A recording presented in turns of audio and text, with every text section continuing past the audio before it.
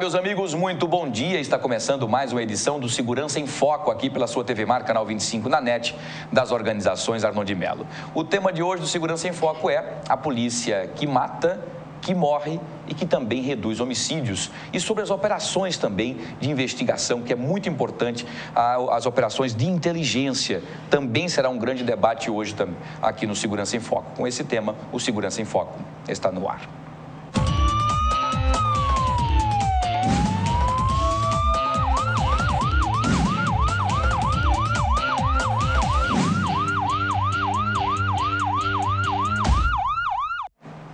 Pois é, muito obrigado a todos pelo carinho da audiência, agradecer aqui mais uma vez aos nossos convidados, Leonardo de Moraes, advogado criminalista, mais uma vez, muito bom dia, muito obrigado pela presença. Obrigado, bom dia. Prazer. Geraldo Magelo, historiador, breve lançando também mais um próximo livro, no dia 10 de novembro agora, não é? Um livro bastante interessante, não é? Verdade. Muito bom. Depois vamos tocar nesse assunto aí que é importante. Seja bem-vindo mais uma vez. Bom dia. Eu que agradeço. Obrigado. Muito bem. Dr. Flávio Saraiva, também delegado, advogado, maratonista, que hoje não correu porque está contundido ainda, né? Lamentavelmente. Lamentavelmente. Muito bom dia, seja bem-vindo. Bom dia. Bom, o tema de hoje nós vamos debater sobre... Nós já tocamos nesse assunto em outras vezes, né? Mas é importante que a gente comece a tocar nesse assunto mais uma vez por conta de algumas informações que estão passadas aí pela imprensa em relação a que a polícia está com a carta branca para matar os suspeitos, para, enfim, tem morrido mais gente, a polícia tem sido mais truculenta, enfim. Claro que nós entendemos que a imprensa tem o seu papel extremamente importante de transparência, de informação, a liberdade de expressão, e isso nós não vamos negar e vamos sempre lutar para que isso aconteça sempre. Porém, isso acaba, sem querer, até fragilizando um pouco a polícia ou marginalizando, talvez, a polícia, mais do que a polícia já é marginalizada, como nós discutimos na semana passada aqui. É como se a polícia só está naquele local ali, ela só vai, ela que aparece, enquanto que os outros poderes deveriam estar também acompanhando, e a polícia acaba tendo que fazer o enfrentamento sozinha. Eu queria começar com o doutor Geraldo Magela, hoje, doutor Geraldo Magela, tocando nesse assunto. A polícia aqui que mata é a mesma que também morre nos confrontos, não é? E a que reduz homicídio e que está na última ponta. Nós tocamos num assunto em relação às operações de inteligência.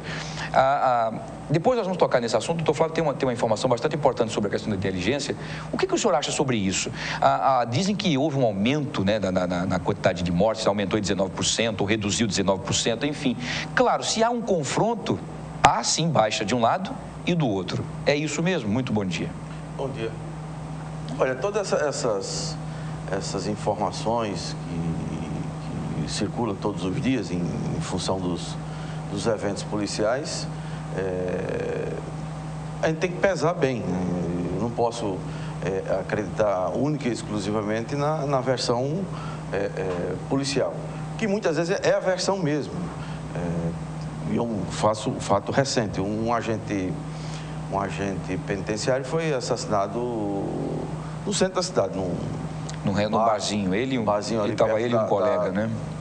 Da Colégio São José, por ali, atrás da antiga Secretaria da Educação. Não demorou uma hora e pouco após o fato, o chefe de polícia, que é um delegado respeitado, considerado, tido como um dos delegados mais competentes, né? E ele disse que houve uma reação e o soldado do BOPE, lá, o policial do BOPE, revidou a reação e acabou atirando e chegou a falecer, assassinando o agente penitenciário. A conclusão, pelo menos o que eu li, é que o relatório da perícia técnica lá da criminalística falou de um disparo a queima-roupa e que não houve essa reação.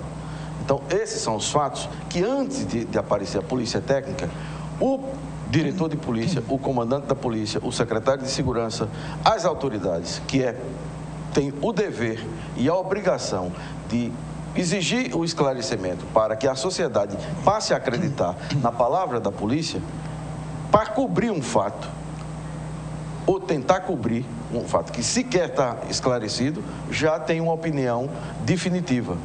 Que ao dizer que houve reação, a partir daí toda a mídia vai repercutir a reação. Quem falar o contrário passa a ser o antipolícia. o anti-segurança pública, a figura que está do lado dos bandidos. Então veja que é uma inversão em função do quê? Do que se estabeleceu no Brasil, de que há uma guerra. E na guerra o confronto é iminente e permanente. Então, nós não estamos nessa guerra, o Flávio até advoga essa tese, nós não estamos nessa guerra, nós estamos numa situação onde você tem um crescimento da criminalidade e um retrocesso das polícias na área de segurança pública, na área da inteligência, na área da qualificação dos policiais, na área do controle do sistema penitenciário, do orçamento, da gestão de polícia. Então, todo esse emaranhado de questões. E mais uma coisa agravante do populismo no Congresso Nacional é o populismo penal. Nas polícias, ou na segurança pública, é o populismo criminal, no sentido de que o bandido bom é o bandido morto, de que nós estamos numa guerra, nós vamos para o confronto, etc. E que os nossos militares estão sendo mortos. Claro, você estabeleceu a guerra, na guerra alguém vai morrer. Está morrendo mais policiais hoje. Morre bem mais não policiais. Mas está morrendo bem mais policiais do que morria anteriormente. Porque essa polícia que foi para a guerra, ela está indo despreparada. Se tem uma guerra, você tem que se preparar para a guerra, não se entrar de corpo aberto. Então essa discussão, essa discussão não é nova, é uma discussão que é recorrente. Agora, o fato é que as polícias no Brasil, depois da ditadura, foi o único setor que não houve nenhum tipo de arejamento. Não há controle social. Exatamente. Não há nenhum... Até no judiciário já existe um controle social. Tem um Conselho Nacional de Justiça. Exatamente. Então, por mais que a gente critique o Conselho, que a morosidade até, e que não é tão morosa em relação ao procedimento normal da polícia, do judiciário, mas há um ponto que o cidadão ou um juiz pode reclamar, ou um advogado, ou qualquer outra pessoa pode reclamar, desde que prove do ato de um juiz, de um desembargador ou de um ministro. Então, esse fato é um fato fundamental, porque nós não vivemos mais uma ditadura. Nós vivemos numa democracia. E a democracia, o que tem que imperar é a Constituição. Ninguém está acima da Constituição. Mas no Brasil, as polícias, em nome de uma maior eficiência no policiamento e para manter a segurança pública, ela está sempre violando a Constituição. Então, por isso que eu digo, no dia que a Constituição entrar nos quartéis e entrar no sistema prisional, aí você vai ter uma situação completamente adversa, no sentido de que a sociedade vai passar a ter um parâmetro legal para confiar e para as polícias agirem. A Polícia Federal tem bem pouco tempo para isso. Não era diferente. Parecia um bando de lampião. Veja o comportamento da Polícia Federal. Qualquer desvio na Polícia Federal, identificado, comprovado, o que é que acontece? O sujeito é punido, é preso e é processado e afastado da polícia. Para você afastar um policial é brincadeira. A quantidade de recurso interno que tem, a burocracia é uma brincadeira. Agora, quando acontece com o soldado, com o cabo, com o sargento, é rápido. Vai com o oficial para tu ver. Entendi. Doutor Flávio, o senhor concorda com isso? É essa a ideia mesmo? Bom dia. Eu discordo em alguns pontos, mas em relação a negar uma evolução das polícias. Eu acho que não há atividade mais fiscalizada no serviço público do que a polícia. Nós temos a Corregedoria, aqui em Alagoas, por exemplo, Corregedoria de Polícia, o Ministério Público, o Conselho Estadual de Segurança. Então, o policial hoje é fiscalizado por essas entidades. Agora, hoje, nós temos um certo problema que eu vejo como um futuro, isso vai ter que haver uma definição, é o Ministério Público. O Ministério Público está perdendo a isenção dessa fiscalização ao participar efetivamente de operações policiais. Quando você participa efetivamente dessas operações, quem vai ser o fiscal dessa operação policial conjunta com o Ministério Público, em que há em alguns casos reações, abaixas, enfim. Mas isso é uma coisa que vai ser discutida lá na frente. Eu acho que a polícia evoluiu, sim. Agora, os bandidos evoluíram muito mais. E talvez isso seja um confronto desigual. O policial tem todas essas amarras, né? E amarra legal, isso tem que existir. E o bandido não. O bandido cada vez mais livre para fazer o que quiser.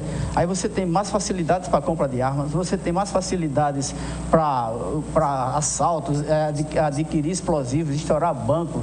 Enfim, você tem... Hoje se rouba aviões para importar, buscar drogas na Bolívia, no Paraguai, enfim. Os bandidos, a bandidagem evoluiu muito. E a polícia não evoluiu na mesma proporção.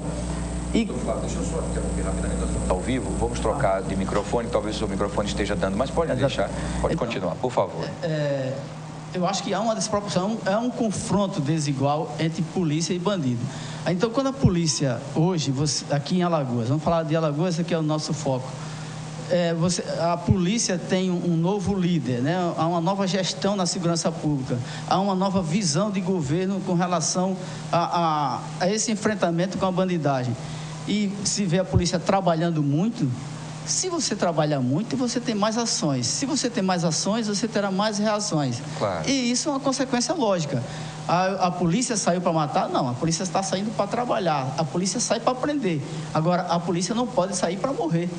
E é evidente que, no caso desse, como bem diz o próprio Alfredo Gaspar, e nós alagoanos, nós preferimos a vida de um... Que o policial volte para casa, claro. A polícia a vida de um bandido. Então... existem avanços, é lógico que a polícia erra. Nesse caso aqui, do que o Magela falou, há às vezes depoimentos, declarações precipitadas das autoridades que investigam, que é a fase em que deveria ser mais sigilosa e é a fase em que mais se fala, no inquérito policial. Doutor Flávio, o senhor acha que, por exemplo, a imprensa tem um papel importante? Mas vocês acham, algumas discussões às vezes são travadas em alguns setores, de que talvez alguns policiais ou delegados, enfim, gostem mais da pirotecnia do que da própria ação dita enfim.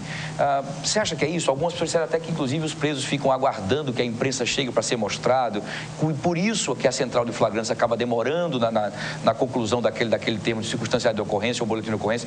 Isso realmente pode acontecer, está acontecendo? E não ocorre só com polícia também, ocorre com o próprio Ministério Público, né? Que essa coisa da administração da vaidade é difícil. Muito complicado de se administrar, né? Então, quando você tem um crime de repercussão em que a mídia é pautada todo dia, vai buscar uma declaração do chefe da investigação, aí o chefe da investigação, ele não está preparado para administrar isso. Isso ocorreu no homicídio no caso do PC. Né?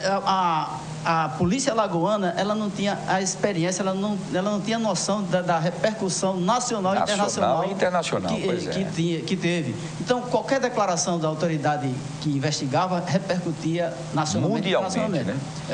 Então, as autoridades policiais, elas deveriam ser preparadas para isso, né? E serem contidas nas informações, que eu acho que até isso atrapalha em alguns momentos. A Polícia Federal, ela faz uma coisa interessante, ela escala, deve preparar um profissional para isso, e só aquele profissional... Um assessor de comunicação, digamos assim, que passar essas delegado, vai lá e dá as explicações necessárias. A Polícia Civil não tem, né, esse assessor de comunicação? Infelizmente não, mas eu acho que é hora de se pensar nisso. Importante isso. Mas talvez se filtre lá dentro de 10 jornalistas que trabalham na polícia. Tem, mas o foco, Magela, podia aproveitar isso, né? Mas o foco é produzir a notícia e não administrar, assim, um evento, né? As ações, né? Você ter um conjunto de ações do crime de repercussão, como hoje enfrentamos. Tem um crime de repercussão no Pilar.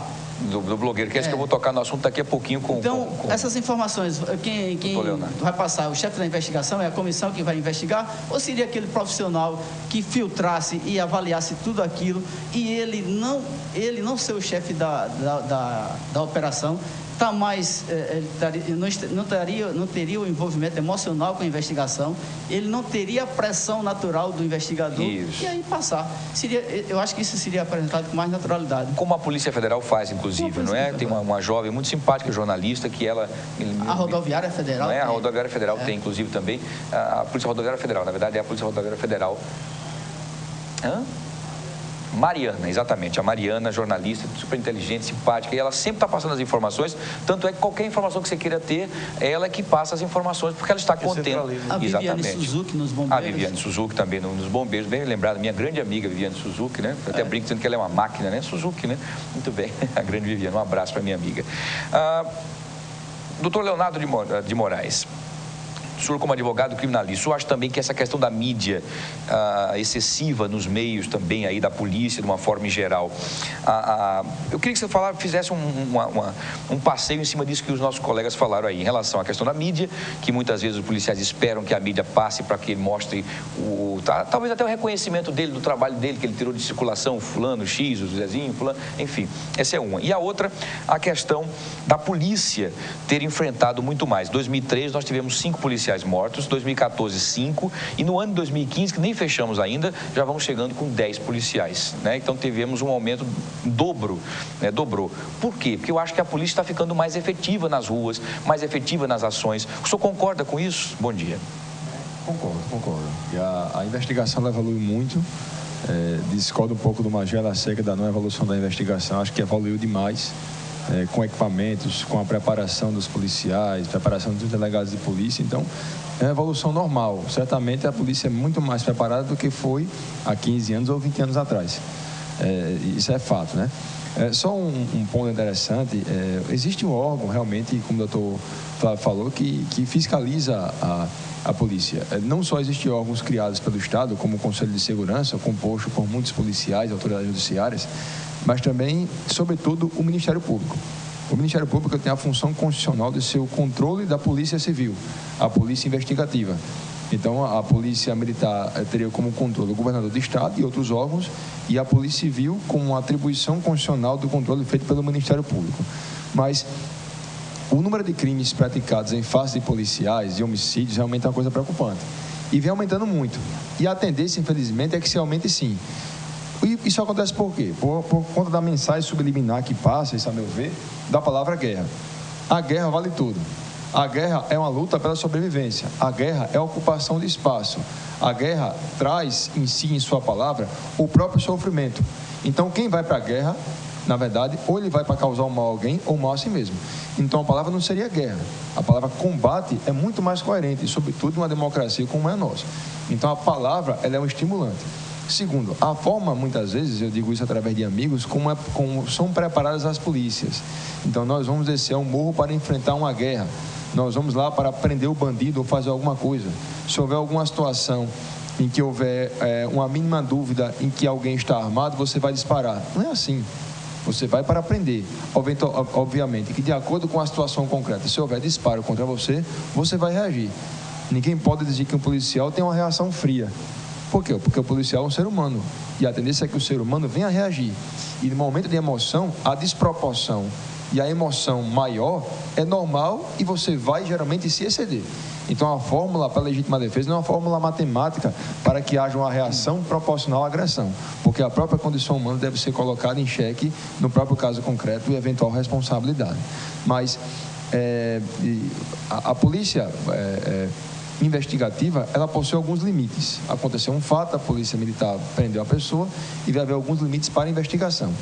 Esse, na verdade, é o meu ponto de preocupação. Os livros de processo penal, de direito penal, de criminologia, falam muito sobre isso. A investigação policial, tanto é que traz um tema assim, a crise na investigação policial. E por que a crise acontece? Porque as polícias não estão de forma muito geral, né? A polícia muito preparadas. Estão despreparadas para a nova criminalidade, ela não possui equipamento adequado para isso, ela não possui o número de policiais para que ele possa combater a nova criminalidade, nem tampouco os cursos são suficientes para que se combata isso também. Então, através dessa despreparação, é feita uma investigação com base, muitas vezes, na prova testemunhal, que é a chamada prostituta das provas, né? É um aliciamento muito fácil que é feito nisso. Então, a minha preocupação é nos limites a serem feitos na investigação policial. Se vivemos em uma democracia, temos direitos e garantias fundamentais, que são regras mínimas para que haja boa convivência social e regras mínimas para o funcionamento dos órgãos públicos como a polícia. Não se pode admitir que, por mais que o fato seja grave, por mais que a situação seja complexa, que a polícia, na hora de investigar, ela ultrapasse os limites estabelecidos em lei. Eu vou dar somente um exemplo, que é uma questão prática, o doutor Flávio Saraiva deve ter visto isso muito, né? Há um chamado termo de reconhecimento por fotografia. A democracia estabelece limites acerca da colheita de provas. E qual é o seu limite? Só se podem ser admitidas as provas que o direito venha a autorizar. Então, no ponto de vista da prova no processo penal, ele obedece ao chamado princípio da legalidade. Significa que todas as provas que são admissíveis devem ser provas que são previstas em lei. E a lei não trouxe o termo de reconhecimento fotográfico. Primeira coisa. Segundo ponto, como é que é feito o reconhecimento de várias pessoas? Então, eu quero saber se você reconhece aquela pessoa. O que é que a lei exige no artigo 226 do CPP? Que sejam colocadas pessoas com características físicas parecidas. Então, por exemplo, se o acusado de cometer um crime é um rapaz que é loiro de 1,80 m, por exemplo, de altura, você não pode colocar para ser reconhecido com alguém que é mais gordo, digamos que ele é magro, um gordo, e outro lado um negro. Porque é lógico, nesse reconhecimento, se ele pensar na pessoa, ele vai dizer, essa pessoa é do meio. A lei exige algumas condições. Essas condições são flagrantemente violadas. E quando você viola uma regra mínima em processo penal, você viola a própria garantia fundamental. Você faz ruir o Estado Democrático de Direito. Então, a minha preocupação é muito mais em relação aos limites da investigação. Por quê? Porque sempre que se vai investigar, tem que se observar os limites que a própria lei estabelece, a Constituição estabelece, porque jamais os fins, que é o fim de investigar, vão justificar os meios abusivos que venham a ser eventualmente praticados. Muito bem, doutor Leonardo. Olha, para vocês terem ideia, nesse exato momento a PM registra um assalto a 5 estabelecimentos em menos de 24 horas. Vejam como a criminalidade, não sei se é porque é o feriado, muitos deles querem aproveitar, né? Os bandidos querem roubar algo para poder aproveitar o feriado, não sei. Enfim, em menos de 72 horas, a polícia acabou entrando em confronto tanto em Viçosa, com um bandido perigoso conhecido, né, como Val, e também em Piaçabuçu, em que os dois acabaram enfrentando a polícia a tiros e os dois foram mortos, né? Chegaram a ser socorridos, mas não sobreviveram à gravidade dos ferimentos e infelizmente faleceram. Enfim, essa polícia, doutor Flávio, e essa é uma informação que o senhor pode passar para a gente em relação às operações de inteligência, que o senhor até me comentávamos isso até fora do ar, que não está regulamentada ainda, uma coisa até interessante, isso que muita gente não sabia, como eu também não sabia. As operações de inteligência não têm um papel preponderante no momento para que evite ou diminua esse confronto? O limite do policial é que assim, um grande problema, né, para essa atividade. Você tem uma investigação, você escala o policial, mais das vezes sem ordem de missão, o policial vai buscar a informação com o informante, esse informante possivelmente é uma pessoa já com um passado criminal, com registros criminais, então você já começa a ter uma relação com o informante que não há essa previsão lá no procedimento, vá se encontrar com o fulano tal, permitido isso. Então, esse policial passa a ser bem informado, começa a fazer a sua rede de informantes, e essa rede de informantes, o informante estaria passando uma informação, seria um trabalho dele, e esse trabalho não é remunerado. Como o policial vai remunerar isso? E eu acho que nós não somos inocentes aqui para imaginar que alguém vá trabalhar de graça. Exatamente. Eu vou trabalhar para a polícia. Principalmente correndo riscos, né? Principalmente correndo riscos. Então, geralmente é uma pessoa... Ninguém pode negar o mundo como ele é, né? Exatamente. Então, o informante, ele está movido também por interesses. Eu quero entregar o meu concorrente. Isso, para poder limpar a área para que eu venha. E isso fica na conveniência dele, vai alimentando o policial. E a administração do policial com esse informante é muito difícil. Aí esse policial, ele ganha a confiança do informante e já passa para outro, ele forma uma cadeia de informantes. Mas essa cadeia de informantes pode botar o policial na cadeia. Policial bem informado na polícia é uma complicação, porque aí você tem muito contato com o bandido, ele tem muito informante, daqui a pouco ele é que é o bandido. E esses exemplos na polícia são demais.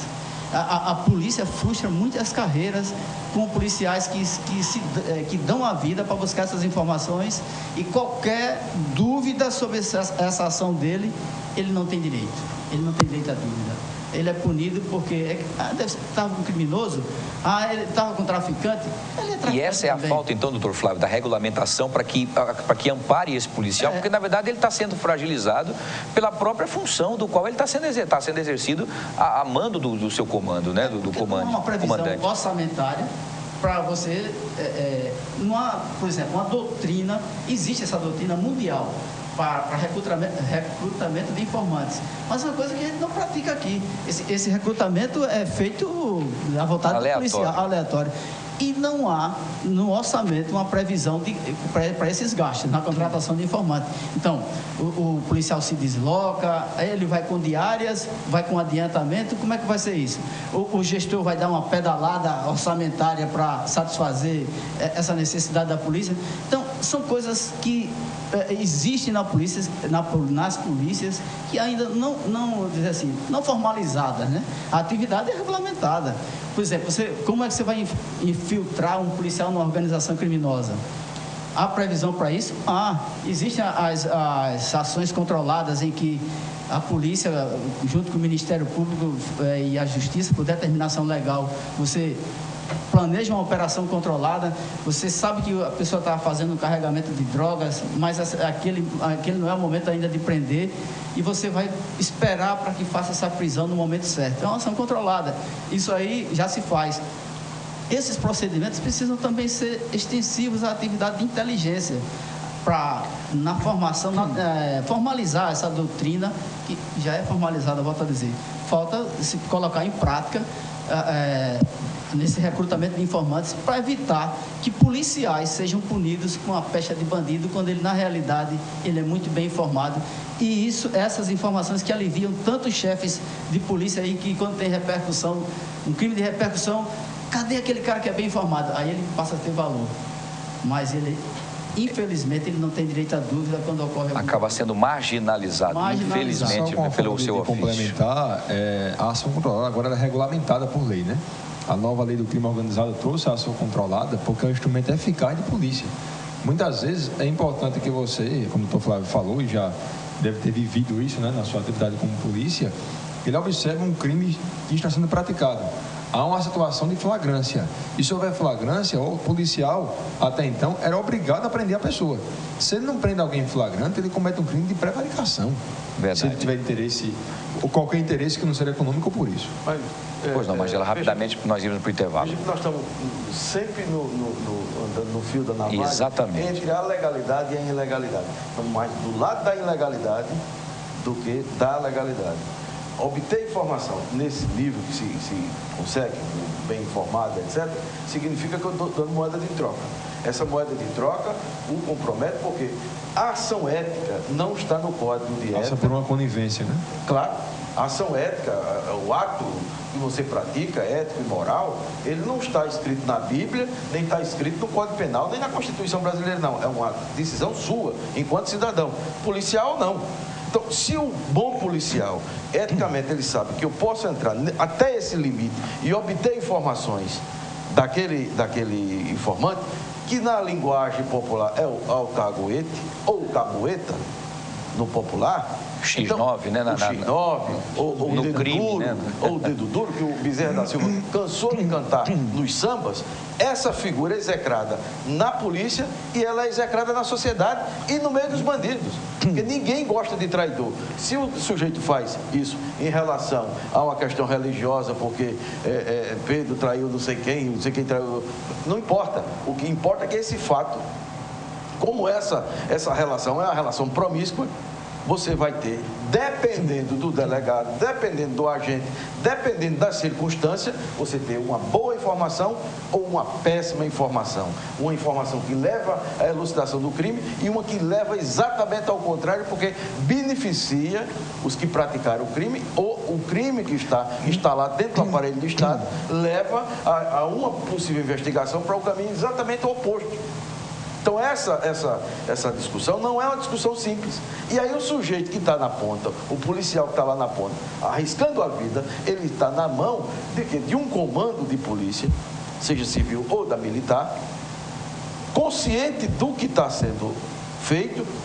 Uma parte dele, esse comando, tem consciência exata do que está sendo feito, que ele está dentro dessa organização criminosa, ele é parte integrante disso, e o sujeito que está indo lá trocar tiro, arriscar a vida dele, ele está indo de gaiato, sem nenhuma possibilidade dele não ser alvejado também, né? Sem nenhuma garantia de segurança da própria vida, é verdade. Bom, eu vou ter que ir para o intervalo comercial. Na volta, nós teremos 15 a 20 minutos para debater entre vocês a situação da questão do blogueiro que foi assassinado na cidade do Pilar, né? Pode ser, nós temos duas linhas de investigação, pode ter sido um crime homofóbico ou pode ter sido um crime político, como nós debatemos já na semana retrasada em relação a crimes de mando e também em relação às mortes dos dois bandidos, em Piaçabuçu e também em Viçosa, duas figuras conhecidas, e a polícia acabou entrando no confronto e matando, e a imprensa acaba dizendo que a polícia está matando suspeitos. Essa é a nossa discussão do próximo bloco que nós vamos debater entre vocês convidados. Vamos para o intervalo comercial, a gente volta já, não sai daí.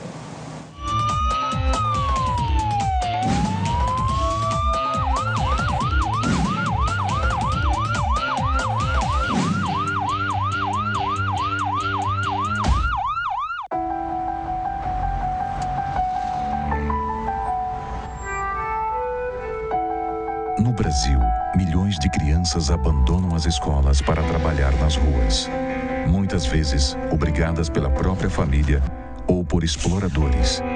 Algumas adoecem e até morrem. Trabalho infantil não é legal. Uma campanha do Ministério Público do Trabalho.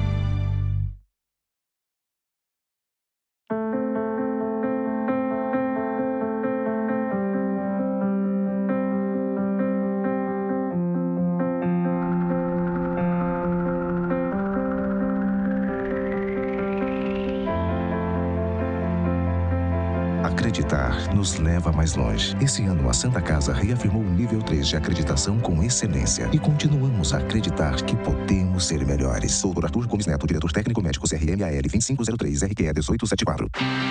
O Brasil atravessa uma das piores crises econômicas de sua história. Em vez de reclamar, o governo de Alagoas trabalha mais forte. Os primeiros resultados a gente já começa a ver na saúde, na educação e na segurança. Os crimes violentos caíram 20%.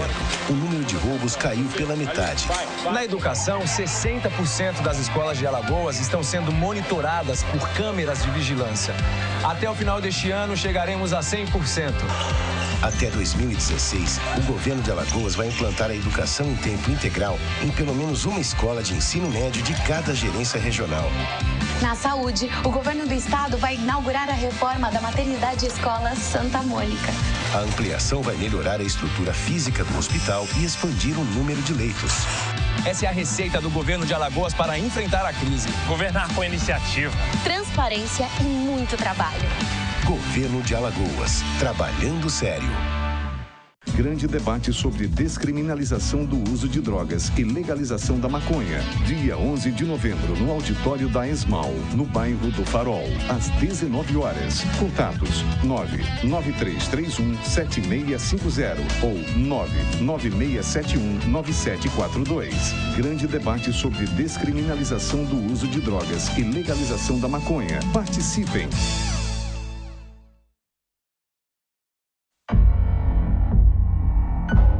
Você sabe o que ele faria se alguém o provocasse xingando, ofendendo, chamando para a briga? Nada. Minha vida vale mais do que qualquer briga ou discussão. No Brasil, centenas de pessoas são mortas por motivos fúteis. Conte até 10. A raiva passa, a vida fica. Paz. Essa é a atitude. Uma campanha do Conselho Nacional do Ministério Público e ENASP. O quanto a indústria é importante para o Brasil? Sem a indústria da moda, a gente não teria se encantado com elas. Sem a indústria automobilística, não teríamos tantos ídolos. Sem a indústria médica, muitas vidas não teriam sido salvas. A indústria química é a base de todas essas indústrias. A Braskem tem orgulho de ajudar a produzir um país tão forte quanto o seu povo. Braskem, estratégica para o Brasil, inovadora para o mundo.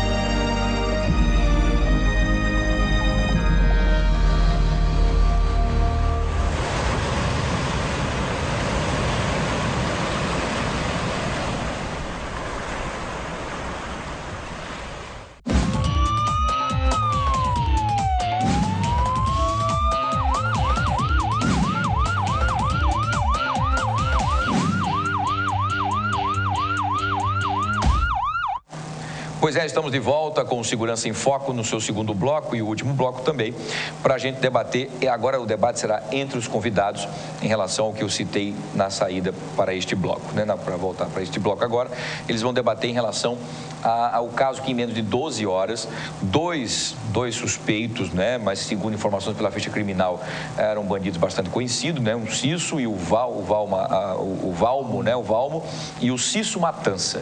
Valmo lá da cidade de Viçosa e o Cisso Matança de Ipiaçabuçu, com fichas bastante, né, interessantíssimas, mais entrada na delegacia do que o próprio delegado, né? Enfim. Então, eu queria que vocês debatessem sobre isso. A polícia está indo para o confronto e indo com esse ímpeto de dizer assim, estou indo para prender e para colocar atrás das grades figuras que estavam acostumadas a fazer e acontecer nas cidades. É isso mesmo, doutor Flávio? Eu devolvo em forma de pergunta. Você sai da delegacia, da sua unidade policial para prender Cisso Matança. Uma pessoa com a ficha recheada de crimes. Logicamente, você sabe que é uma operação de muito risco. Você não está indo prender um estelionatário, alguém que deixou de pagar a pensão alimentícia, enfim. Aí, esse é o caso de Matança. O Valmo, ele não só agia em Viçosa. O Valmo tinha ações em Cajueiro, Viçosa, Cajueiro, Capela. Então, era uma pessoa muito já conhecida da polícia. E, como eu digo, tudo isso é resultado de um trabalho. Quando se trabalha muito, a polícia começa a ganhar credibilidade da comunidade, as denúncias anônimas chegam com mais frequência. Exatamente. Se a sociedade confia, ela tem mais demanda para a polícia, tem mais informação. No caso, o Valmo está no local tal, a polícia vai e faz essa prisão. Agora, e hoje, ainda assim, está bem firmado isso. Os policiais, eles têm não é um aparato, um aparato legal que diz assim, vão para as operações que eu seguro. Não é isso. O que se tem é que hoje tem a filosofia de que vai se trabalhar e o policial já tem até direito à dúvida, né? Porque antes não tinha. Se ia para um confronto e existia alguma queda, enfim, uma baixa lá do bandido reagiu e era morto, o policial já ia diretamente para a corregedoria. Hoje se vê que não é que seja inversão, vamos apurar, mas o policial se sente mais amparado, digamos assim. Então, se ele se sente mais amparado, ele vai trabalhar mais. E não só por isso, tem mais o volume das operações aumentou muito, porque está se cobrando muito, é uma gestão por resultados. Como eu até disse há pouco tempo, acho que foi até no próprio blog, as pessoas, elas não dizem, eu sou bom, aquele delegado é muito bom. Não, quem vai dizer se o delegado é bom são os números dele. Então, a pessoa não pode mais passar o restante da sua vida profissional aproveitando de loiros passados, né? Você vai ter que produzir, continuar produzindo, né, para merecer esse título de bom profissional policial. Muito bem. Tudo isso é volume de trabalho que aumentou, e se aumentou, tem esse tipo de demanda. Claro. Você concorda, Magela, com isso? É essa mesma... Eu acho que no fundamental, essa linha é uma linha que a gente precisa analisar com mais detalhe. Por exemplo, o Estado não pode se furtar de prestar contas das suas ações à sociedade. E no Estado que nós estamos falando aqui, é o Estado, a polícia. Claro. A parte do Estado que cuida da segurança. As polícias, militar, civil e até o corpo de bombeiro também.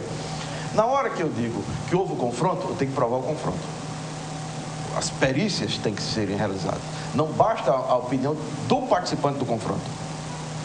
Isso não é um pré-julgamento contra a polícia, contra aquele policial, ou contra o comandante dessa operação, ou o comandante-geral da segurança pública. Não, isso é legal. É só cumprir a Constituição, é cumprir a lei. Na hora que eu sinto, o Val sofreu, reagiu. Deu dois tiros. Então, tem como, tecnicamente, provar isso. Exame residiográfico na mão dele e tal. Ela tem normas, ela tem toda uma técnica. Se ela não domina integralmente, o problema não é do policial que não domina as técnicas e as normas de se conduzir. É a culpa do comando dela. O comando, que se essa polícia tem policiais que tem 10 anos que não dão um tiro e se for atirar num tonel da da Braskem, por exemplo, ele erra. Então, errar um tonel daquele. Para fazer uma graças a Deus que ele errou, né? Que errou. Então, essa coisa que pode ser hilária, mas o sujeito que deu 30 tiros para pegar a carteira de policial, ou 50 tiros nos 3 meses que ele passou como policial, é uma temeridade para ele, para a família dele e para a sociedade. Porque esse sujeito não está preparado tecnicamente, na sua grande maioria, para ser um bom policial. Entendi. Então, isso é básico.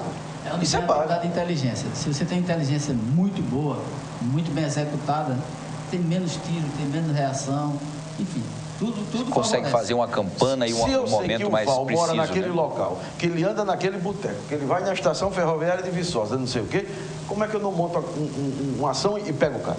Agora, se ele reagiu naquele momento, você vai provar que ele reagiu. Assim como o agente agente penitenciário que foi assassinado. Em menos de 1 hora, 2 horas, já tinha lá taxativamente que ele reagiu. A perícia mostrou que não. Então, você vai desmoralizando a ação policial. Então, o fundo você instiga com o discurso de uma guerra, você instiga o discurso que o policial a polícia é a minha família. A polícia não é a família de ninguém, não é minha, não é do secretário de segurança, não é do comandante de polícia, nem é do governador. A polícia é o Estado. O Estado é impessoal. O Estado é impessoal. Ele não é do governador, ele não é do secretário, ele não é do Flávio, que foi policial, nem é meu, é da sociedade. Nós pagamos esse Estado. Então, esse Estado tem que prestar contas. Assim como o médico tem que prestar contas. Só que o médico não tem que prestar contas da forma que o policial tem que prestar contas. Então, isso não significa que você tem que ser desumano com o policial, que você tem que humilhá-lo, que você tem que colocá-lo nas situações mais degradantes possíveis. Nada disso. Você vai ter que cobrar o que legalmente ele tem que oferecer. E quanto maior o grau de patente, maior a responsabilidade desse agente do Estado. Você vê o que eu tinha afirmado antes. Não há atividade mais fiscalizada que a polícia, né?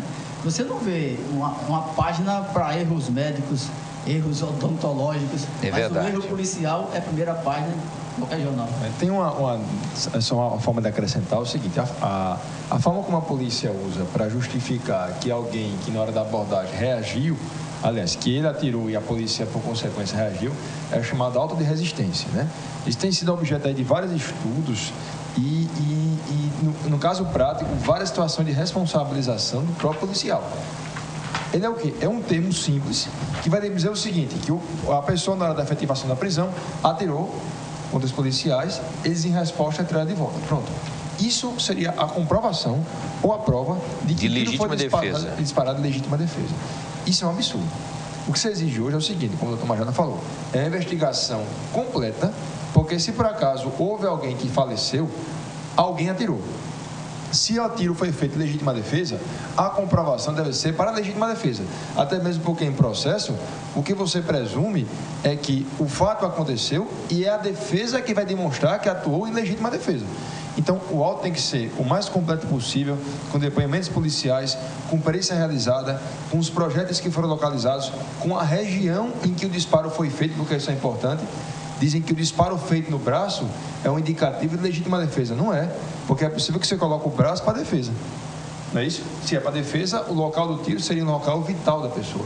Então, é uma situação absurda o que tem sido feito hoje, porque muitas vezes o auto resistência é uma forma de você encobrir uma execução feita por pessoas que agem com o próprio Estado. Não é nem em nome do Estado, é o próprio Estado agindo. A polícia, como já explicado várias vezes, é o braço armado do Estado. O Estado obedece regras, polícia não vai para executar. Agora, no caso concreto, havendo uma justificativa de que houve um confronto e um disparo feito, é normal que a resposta venha a acontecer. Se houver excesso, haverá uma punição.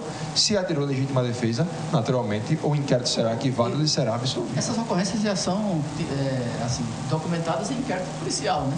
Não basta o auto de resistência, como o senhor próprio falou. Isso é um inquérito policial que depois vai passar para o Ministério Público analisar, enfim, tudo transcorre como se fosse um homicídio comum, né? Só que tem as excludentes criminais. Veja. E hoje vários estados já fazem isso, né? Todos fazem isso. O Fórum Brasileiro de Segurança Pública disse que em 2013, 28 pessoas foram mortas em confronto com a intervenção policial. Em Alagoas. Em 2014, 70.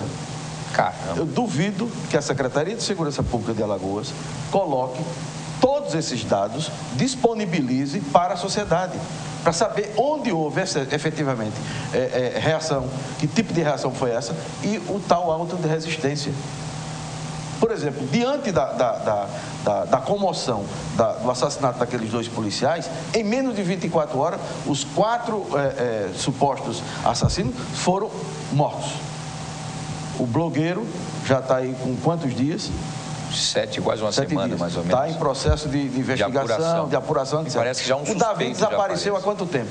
Mais 2. O DNA pediram há 15 dias atrás, em função da repercussão de um dos parentes na mídia, para fazer o DNA. O que é que a perícia oficial disse? Nós precisamos de mais 15 dias. Porque ele não tem condições técnicas de fazer isso. Porque onde tem condições técnicas é no laboratório da universidade. Porque ainda estão elaborando um convênio para um outro laboratório, que não é de DNA forense, na Universidade Federal de Alagoas, do professor Eduardo Ramalho. As polícias europeias até hoje buscam o corpo daquela menininha que desapareceu em Portugal, né? Marilyn, né? Sim.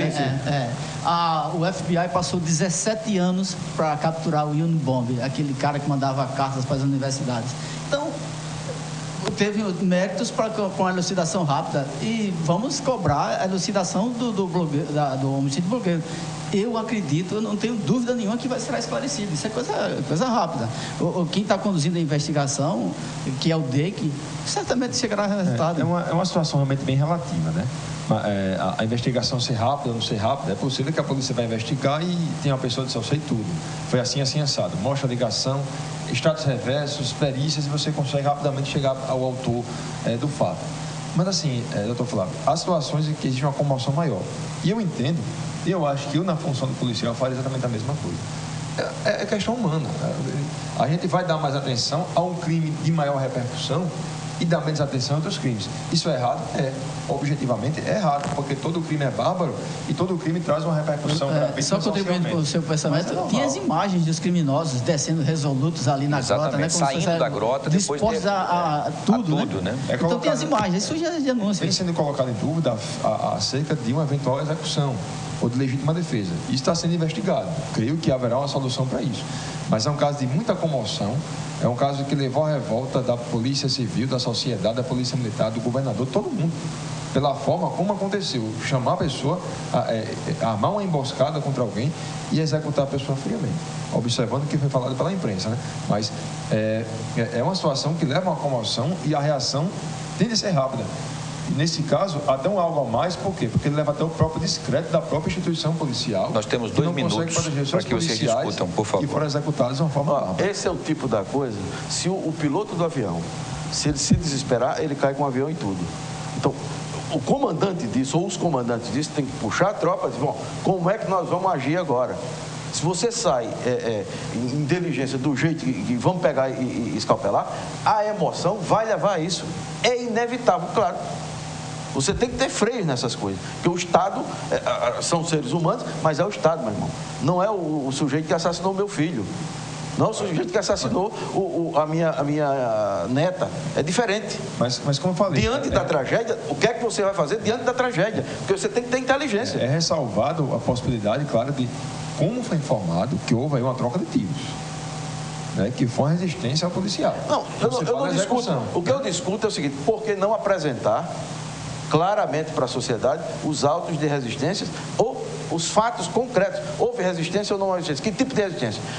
A sociedade precisa, para acreditar na polícia, precisa em verdade, veracidade dos fatos. Não é em versão.